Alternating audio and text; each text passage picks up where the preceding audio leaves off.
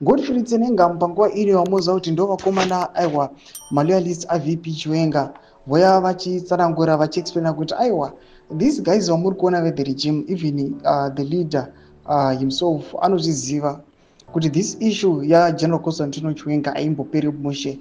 General panguva inoi aiwa ndo vakabata vanhu vari kudiwa nevanhu. Saka muna mashoko atikuona kuti aiwa in their fight and their bid to remove these corrupt cartels ari panapa pachitsauranda mutungamiri wenyika voya vachitaura vachiti we are going to complete our mission. Sambenda mashuka mudanyura panapa mudodwa subscribe like watombe bell icon tinda paendo aiwa yana Tsenenga mudanyura chiti anoposta vana opa mchinguru wamuri kuona avo mutungamiri wenyika na VP iye pachake mukuru wenyika Mnangagwa vari kuziva kuti iyi nyaya haisi kuzopera mushe.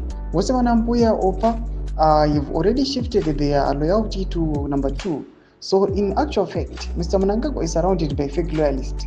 We will make sure that we complete our mission no matter what. Domashwa rumda toka panapa awana Tsenenga mwachiti mutungamiri wenyika panapa ati surrounded nevanhu vasikatomufariri, vanhu vari ngoripo vane agenda yavo yavoda kungofufila and then vopedza naye. Mashoko anouya toka panapa nana Tsenenga mwachiti in our bid to remove yavari kuti immediate resignation yemutungamiri wenyika panguva ine somuudza kuti maloyalists aGeneral Constantino Chiwenga, that's their bid, that's their move. Vaida kuti mutungamiri wenyika aresign. Vari kachiti we are going to accomplish our mission.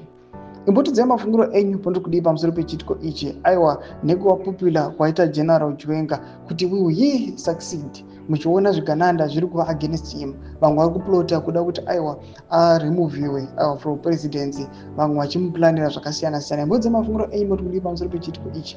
Enda comment section medu dzemafungiro enyu. So subscribe or like, turn on the bell icon.